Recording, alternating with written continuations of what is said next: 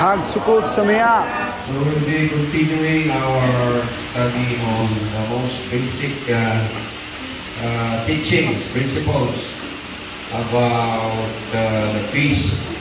And by this time, we already know na, di ba, in John chapter 7, it says, Yeshua went to the feast in Jerusalem. At tugid siya ba? Pupunta siya talaga sa Jerusalem. Then, on the 7th day of the feast, which is today, last night, simula, yung tinawag na great day of the feast. It's called the Hoshana Rabbah, the great day of the feast. Naput siya, and it says, I am the living water, I am the light of the world. So those things, he was joining the people of Israel in the second temple. So, then, the last day of the feast is the 8th day, which we already discussed last night. But this time, we're going to go back to, as requested by Brother Lordy, is next slide. The two great nights. Paano natin malaman kung nagsimula na ang taon? Okay, there is a rabbinic, there is a difference between what is written. Di ba, nung inokso si Yeshua ng demonyo, sabi niya, it is written, thou shalt test Jehovah your Elohim, o Adonai your Elohim. Anong sagot ni Satanas? It is also written. Ang demonyo marunong din sa Biblia. So, ang diferensya lang, in-twist niya kamay, ang gidungalan niya. So, ang tao, kumbaga, siya. So, ang ating goal ngayon sa study is, parang, ayaw sa magdungag. Kaya kung baga sa music, ad-lib na siya, ad-lib. I-ad-lib na yung ba? Perfect lang na chorus. Ad-lib, magpagpapagpapagpapag mo na sa music at ad-lib, pero, ang kumbaga, stay lang na rin sa original lyrics. So, kini biblical current to the next slide. Next. Okay. Diri pa lang sa 7 feasts, take note, majority of the Messianic around the world ay nagkamali. Nagsugod sila sa Passover. Passover is not a muwedding, it's a hag. There's a difference between hag and a muwed. Sabi nyo nga, hag. Hag. Hag is fiesta, di ba? Hag, sabi niya. Oh, it's mga special day. Pero na hag, pero hindi siya muwedding. Hindi siya muwedding time. So Passover is a hag. Hag Pesach sabi niya. Pero hindi siya muwed. So, ang muwed din talaga, na kumbaga kung itong menorah, the first day of unleavened bread is the first muwed din. Ang 7th day of the unleavened bread is the next muwed din. The 3rd is the Shavuot, Feast of Trumpets, Atonement, Feast of Tabernacle, the first day of the Feast of Tabernacle. The 7th day is not a Moedim. Today, it's the 7th day but not a Moedim. The 8th day is the last Moedim. So, more than the 7 appointed feast of Yehovah. Liwanag. So, pag nag-exam na, perfect na siya. Babas? Min. Next. Okay, mana yung Jubilee Cycle na pinapalo natin? Kaya Joseph Tuon. Next. Okay, next. Next na. Okay. So the projected dates are based on the first new moon visibility from Israel.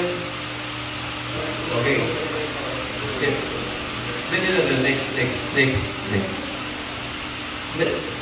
Pag we blow up, tingnan na. Like the sighted moon and the Abib. Next. Ay, nawala. Anyway, ito yung pinaka-basis ng rabbinical calendar. The Sadok, mga grupo ng high priest yan during the time of the exile of Israel. So, no reliance on sighting of the moon and barley. So, ito yung rabbinical calendar. Bakit hindi sila mo-realize sa new moon sighting and barley? Wala man sila sa land. They were exiled away from the land. Wala sila sa yuta. So when the commandment was originally given, it was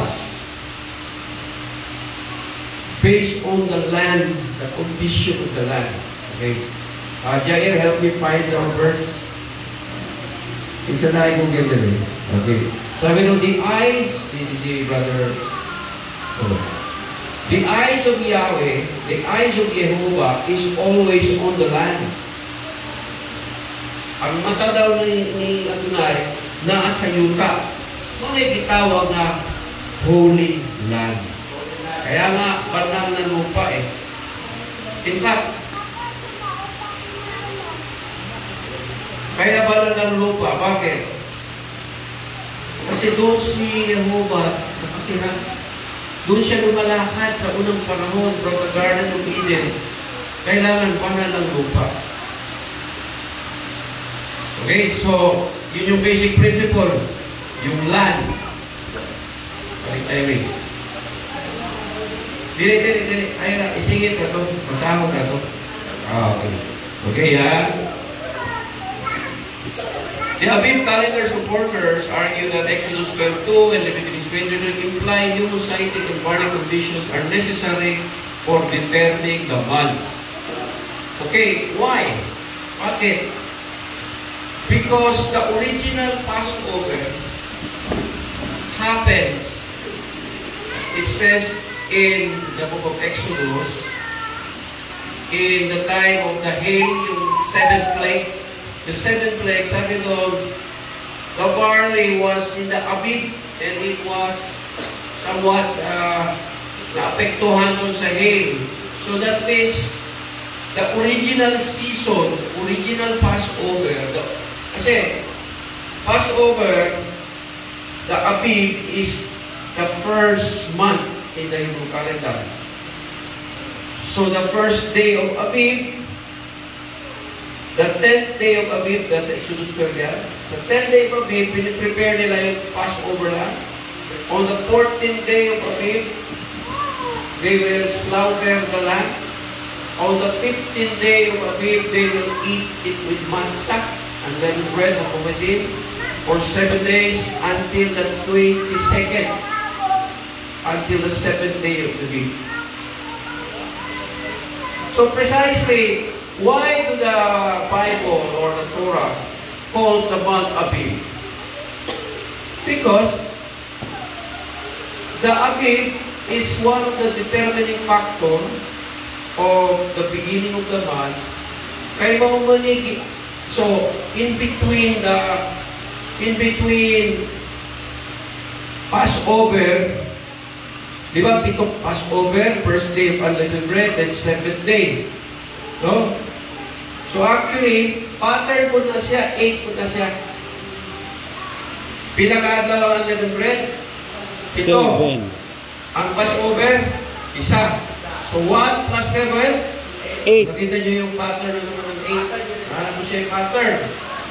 Pero in between, actually we discussed this last night, the day after the Sabbath, the first fruits of the barley is being offered to the high priest before they're going to harvest all the barley in Israel. So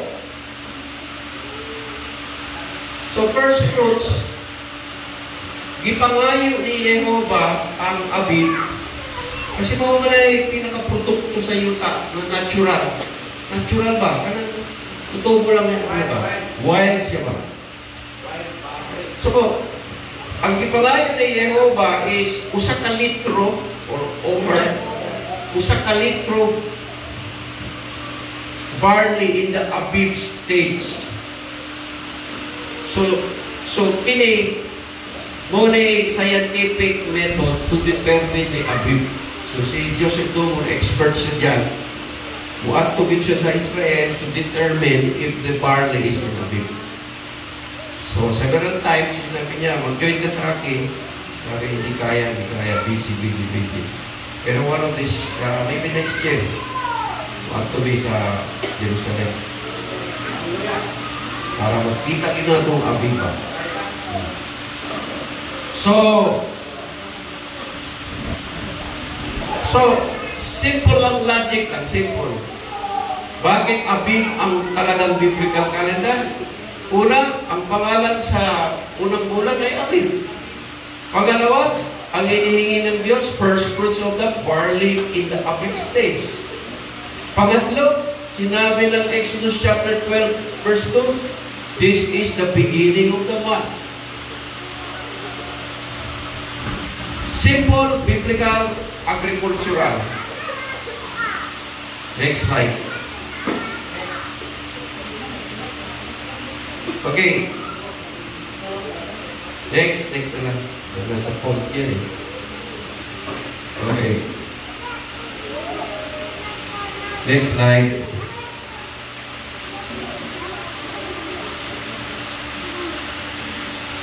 Okay. Ang rabbinical calendar, Sadok calendar, Enoch calendar are based on extra biblical source. Dili siya gikan sa Torah yun. Gikan siya sa Book of Enoch, Book of Jubilee, Maccabees, books that were not even canonized and added to the 66 books of the Bible. Bakit sundan natin? Ang Torah gani, wag patakasan ng maayo. Dugangan pa na to. So manay, di na mo accept ang mga Sadok calendar, Enoch calendar. The next. So therefore, in the Messianic movement, in the Torah movement around the world, mo na yung pinaka-divisive subject, calendar. And if you go to Google AI, even the rabbinical Sanhedrin now in Israel are trying to fix the calendar based on the sighting of the moon in Jerusalem. So bakit yung biblical calendar posible na siya bakit?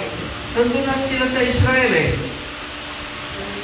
Permanente naman sila na sa Israel. So makasight na din sila sa moon. In fact, kanang sighted.com kay Joseph Dumor na siya. Pero naa sa Israel, Sighted Moon Association of Israel. Dili na kay Joseph Dumor. It's a group of Israeli that sights the moon every month. And they report it sa kanilang webpage, sa kanilang website, so that everybody will know it's the beginning of the month. So, another sources that confirms the concept of sighting of the moon. So, therefore, daghantag mga amigo ng mga Torah keepers sa iba't ibang bahagi ng Pilipinas, even dito, yung best friend ni Brother Turkey, parang sa rabbinical calendar. Sabi nga, hanggat may pag-ibig at hindi we can be brothers. Kumbaga, we agree to disagree. Dili ta yung mga kumbaga, inyo na, puti. Kumbaga, pero regulation mo. Pero, kumbaga, maari, pagdating ni Yeshua is going to fix that. Karoon talaga ng unity. So we stay, humble lang the spirit of love. No? Sabi nga ni Joseph Dumor, if at the end of the debate, you can still love your brother, then that's the good spirit. Diligid ko na mag-away na kwan. Division. So, mali kalendaryo. Next.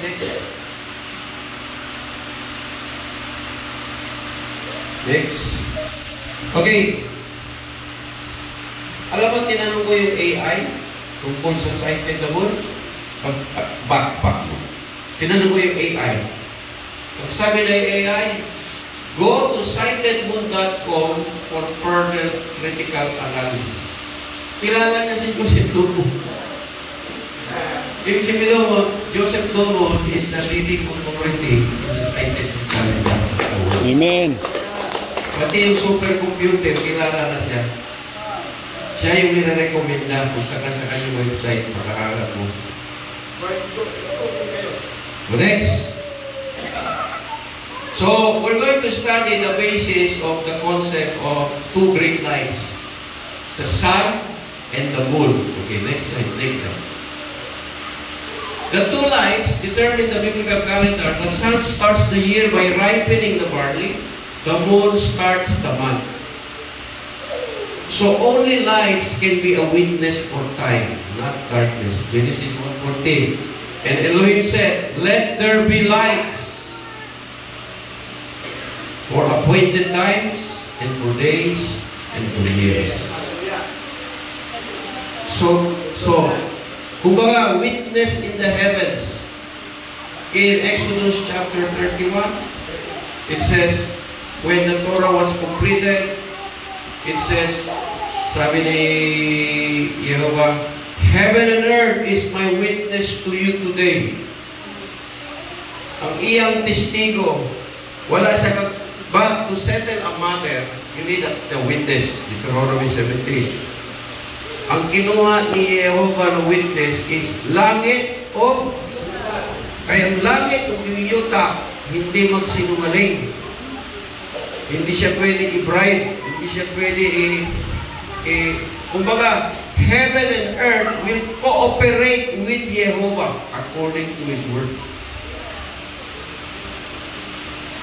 Parang ulan. Mga scientists, can they make rain? Yes, artificial maybe. But actually, it's all nature. Kumbaga, pwede ba sila gumawa ng ilaw sa langit? Hindi. So, sabihin, kining two great lights, the sun, the moon, is let there be lights for appointed times mo within, for days and for years. At pa, the lunisolar calendar was developed by Jehovah Himself. Next slide. So the month begins when we see the crescent moon over Jerusalem. Psalms 104:19. He made the moon for appointed times. The sun knows it's going down. So now we begin to count the days to be on time for His annual way. This is so important that if you're observing the feast on the wrong calendar, it's an ordinary day. You're missing the mark. You're missing the point of the whole matter. Sabihin, kung mali ang atong adlaw, so akala natin, holiday, dili diyan. So wala kay hapon ka reward. Kaya gano, wala man kakaigo sa eksaktong instruction. Diba? Muna sa eskwela, nag-igon. Sa una ba yung NCCE sa una? Encircle your the correct answer. Do not check. Kami ng teacher, ha? Even if your answer is correct, but if you don't follow instruction, it will be marked wrong. Tama, Jair? Sabat sa inyo, ha? Anak ba sa spira? Ibig sabihin, God wants us to be precise, exact. Dili lang pataka o sige na, anak, dili mo yung anak Torah, eksakto din na. In fact, Torah is to hit the mark, to hit the bullseye. The next slide. Bakit sa Jerusalem? Bakit sa Jerusalem ang sighting of the moon? Naman dito ang sabi ng the eyes of Yahweh is on the land. Dito man nag-reveal, wala man sa Pilipinas nag-reveal. Sa Israel man nag-reveal. Correct, natay ko kahit atong kaisuuna, nag-ingon. Ang Israel, hindi mo kamali. Yes, in a way, if Israel follows the sighted moon and barley, hindi sila magkamali. But if they follow extra-biblical calendar, magkakamali sila. Magkakamali sila. Kasi ang sinabi ni Yehovah sa Israel, an-awa ka ng duhang ka suga. Ay mauna ang determining factor for the appointed times.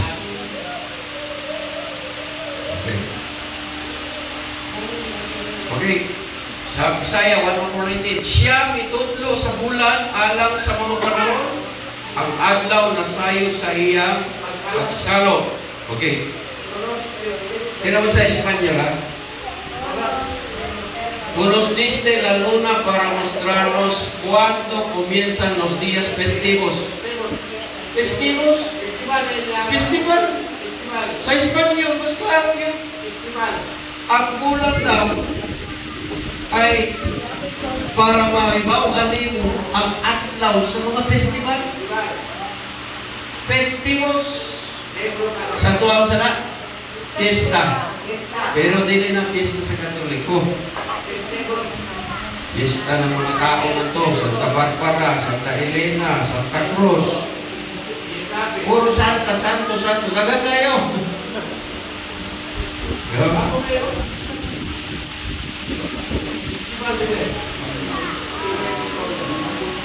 Okay, next slide. Okay, wala siya. And God said, let there be lights in the expanse of the sky, for the separating the day from the night. Let there be lights. Let lights. Kung saan ka ng lights? Bulan o? Adlaw. Okay. Kung saan purpose ang lights? Signs. Of seasons. Seasons, festivals, days, In years. in the years. They will be lights in the expanse of the sky to shine upon the land. Then God Elohim made two great lights. The greater light for dominion over the day, and the lesser light as well the stars for the dominion over the night. God set them in the expanse of the sky to shine upon the land. Next slide. Tapos, balik.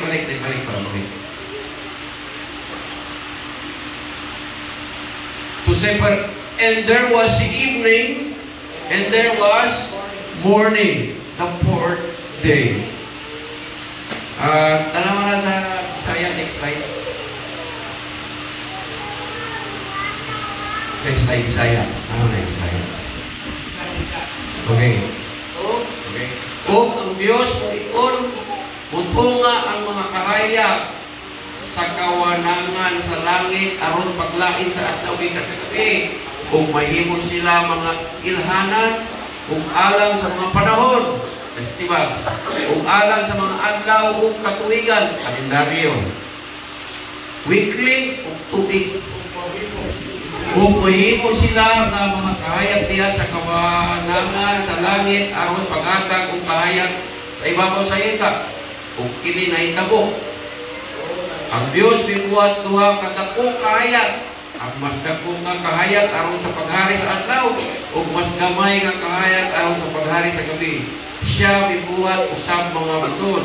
Ug ang Dios nipahimutan kanila sa kawanganan sa langit aron sa paghatag sa kahayag ibabaw sa yuta, ug ang paghari sa adlaw ug sa gabi, ug sa pagbulag sa kahayag gikan sa kagit-git.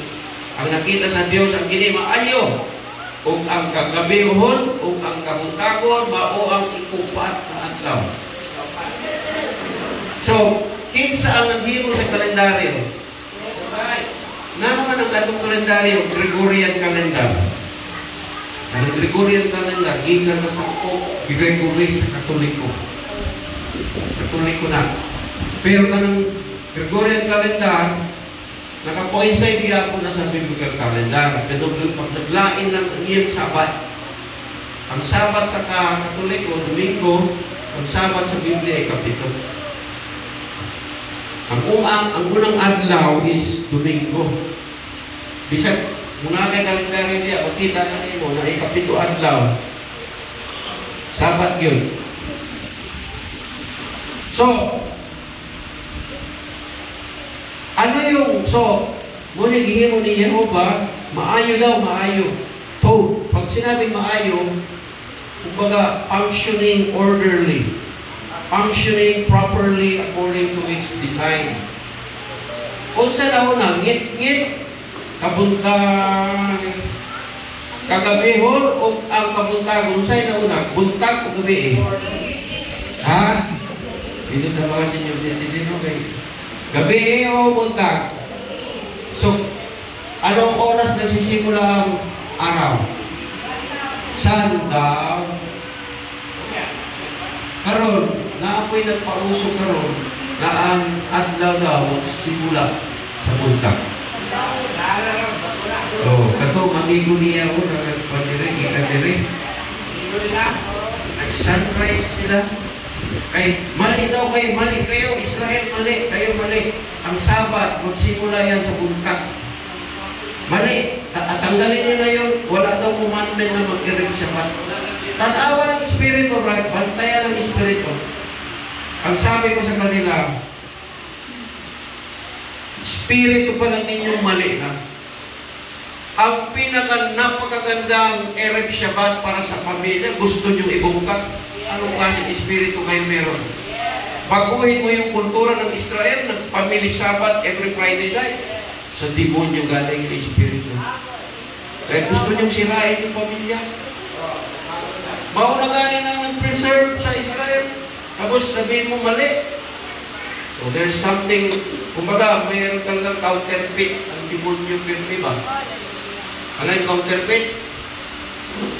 Parang pareho itsura, pero peke.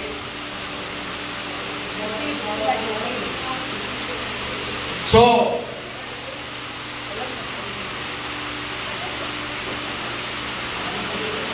the word Kodesh means months, the first month of the year. So, Kodesh. So, Kodesh means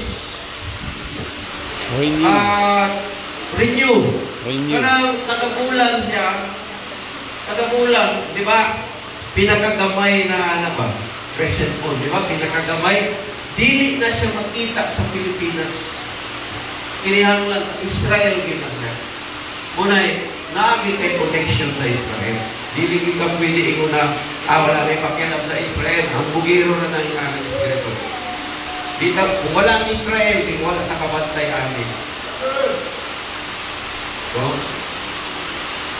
ang Muslim, parehas na ang prinsipyo. Pag na sila yung mga piyesta, bito sa Saudi Arabia, magkwan. So, kanang Mecca o Israel, tatapat naman na. Middle East naman yan po na. Sa tuwa ba, the same principle, pag nag-piyesta ang Muslim diri sa Pilipinas, bulag sila sa report sa Saudi Arabia sa Mecca. Okay? Kung paano po sila new moon. Kung na ilang piyesta, na po sila, no one knows the day and the hour. Kaya wa sila kabalo kung mugawas ang new moon. Mas mayo pa ang Muslim. Nakasabot pa. Gamay. Unite po sila sa buong mundo because of the sighting of the moon.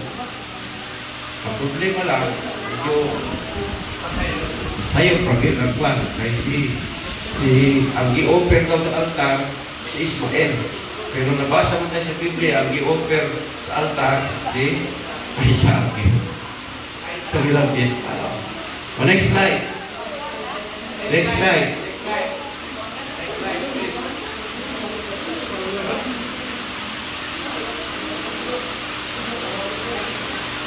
Okay. Next slide. Next.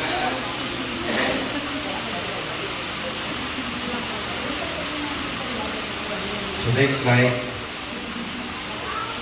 So the light of the sun ripens the barley and the wheat, the two witness to give Jehovah's peace at the proper time.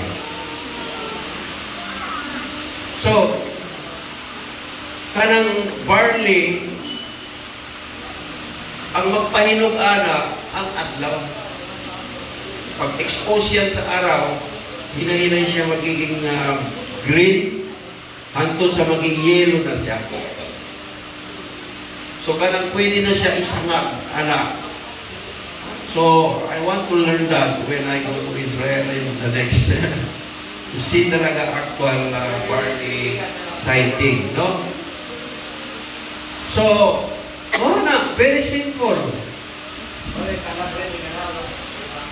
So, sa ato ba, katong March of 2025, pag-sight sa moon, nag-acto si Joseph Dumon sa Israel to inspect the barley. He goes to the fields of the barley around the northeast and south of Israel sa mga what we call natural wild barley fields. At pag nakakita na din siya o mga omer in different fields, siya na mismo ang makadeclare na this is now in the Abib. So, ibig sabihin, kung unsay na ay tabo doon sa original Passover, mauhihapon ang takto na atong kwaon. Karon-karon, kung may nakasulat,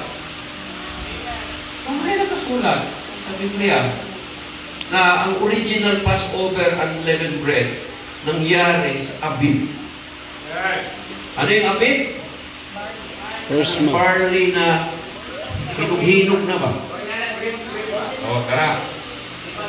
Pero namin siya, technical yun siya. May microscope pa na siya nila. Pag-add ko ka sa live. So, dili lang kita pwede maghambog. Ayun. Wala yung pakilang niya. Anong Israel. Dili pwede. Kuwang yun ka, humble yun ka. Kay tanan na mga gihatag sa turang, appeal gidaplan. Muna kitawag na huli lang. Okay, bago nyo magalimutan ha. Bago ang utos sa Torah is, bago daw nila i-harvest ang kanilang mga barley fields, kailangan i-offer muna yung abib sa high priest, ang over. Una instruction sa Torah. Ibig sabihin, i-honor muna ang first fruits. Ano yung first fruits? Kanang mga barley na naghinog sa 4 na corner sa Israel. Ibig sabihin, sabi ni Jehovah, asa ba nanggigan inyong barley? Asa nyo itanom sa yuta? Kinsa naghatag og ulan? Asa gikan ng tubig? Ako mo na, akong gipangayo lamang sa inyo ay usa ka litro. Mahirap ba yan? Hello? Mahirap ba yan? Lord, kunin mo na isang sako. Litro lang di ay. Kunin isang sako sa inyo na malatanan. Kung ka ba yan? Diba, Lord, sa inyo naman na. Hello? Usa ka kilo na. 5 ka kilo na, usa ka kilo na. Ang kuha. Tapos pag-sign na mo, mawala siya. So karon, kung muadto si Joseph Dumon and the team sa Israel, tapos mutuyok-tuyok sila tulong adlaw para makahanap og barley. Tapos wala gid makita og abib. Kumbaga hilaw pa gid siya. Maka-declare siya, we have to wait another month. Next month, sa next month, estimated month, abib na dito siya. So, sigurado na ito siya. Tapos, mag-wait na po sa sighting of the moon, crescent moon, abib. So, mag-deklara na ito na. So, karon ang rabbinical calendar, wala na siya barley. Wala na. Muna every year, permanente sila sa April. Permanente lang na siya. Kaya kumbaga, ang fixed pre-calculated calendar, wala lang. Sa tuwa pa, wala silang kabantay yun sa eksaktong instruction ni Jehovah. Pero naay panahon, ang cited mono rabbinical, usabay na siya. I think every 3 years, usabay na siya. So, may diferensya. So, ang diferensya sa kabulan. So,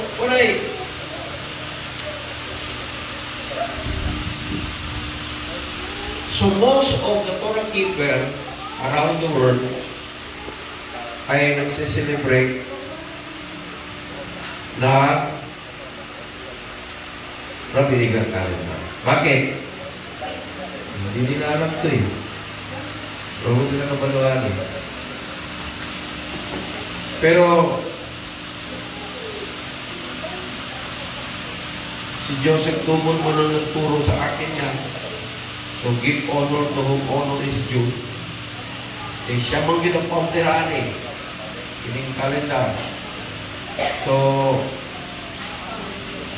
more and more people around the world are leaning towards going back to the cited bull and barley calendar. Agricultural. Simple lang kayo siya.